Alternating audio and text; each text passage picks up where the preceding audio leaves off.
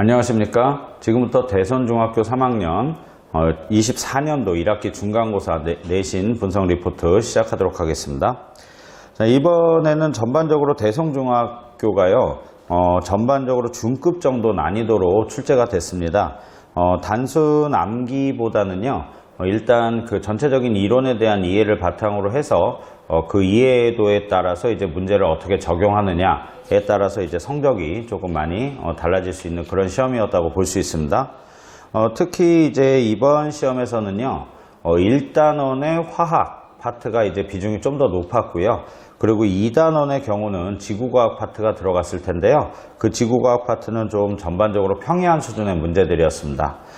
그래서 이제 구체적으로 이제 특이문항 같은 것들이 이제 세부 분석을 들어가 보면, 일단 1단원에서는 전체 19문제가 나왔고요. 그 다음에 지구과학 파트에서 6문항이 나왔어요. 그래서 전체적으로 이제 보면 25문항, 25문항 중에 19문제, 대부분이 전부 다 1단원에서 출제가 되었기 때문에 이 부분에서 이제 많은 학생들이 조금 당황을 했을 수도 있을 것 같아요. 이유는 뭐냐면 보통 우리 친구들이 공부를 할 때 1단원, 2단원의 비중을 거의 비슷하게 놓고 공부를 할 거 아니에요. 근데 실제 상황을 보면 거의 대부분이 1단원, 화학 파트에서 문제가 출제가 되었기 때문에 시험 보는 중간에 굉장히 좀 당황을 했을 수도 있겠다라는 그런 시험이었습니다. 특히 이제 1단원에서는 9번하고 10번 문항인데요. 자, 이 부분이 제일 그래도 키가 되는, 성적을 좋게 받을 수 있는 그런 키가 되는 그런 문제였다라고 보여집니다. 일단 그 여러 가지 물질의 연소를 통해서 질량 보존의 법칙을 묻는 문제였는데요. 이것은 이제 전반적인 실험에 대한 이해도가 좀 이제 필요한 겁니다. 그래서 질량 보존 법칙을 단순하게 이제 개념을 생각을 하고 접근을 하면 문제를 풀기가 좀 어려웠을 거고요.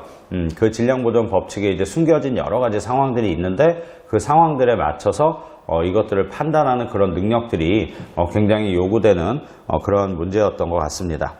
그래서 오답률이 높았을 거라고 추정이 되고요. 자, 그 다음에 이제 1단원에서 11번, 그 다음 12번, 그 다음 13번, 15번, 그 다음 16번 문항인데요. 자, 이 문항은 일정 성분배의 법칙을 정확하게 이해하고 문제에 이를 적용하는 그런 형태로 출제가 되었습니다. 상급 문제까지는 아닌데요. 중급 이상 정도의 문제가 되기 때문에 이 부분의 문제도 상당히 아이들이 문제 푸는 과정에서 난항을 좀 겪었을 거라고 생각을 합니다. 그리고 이제 24번, 25번 문항은요, 2단원에 나와 있는 문항인데요.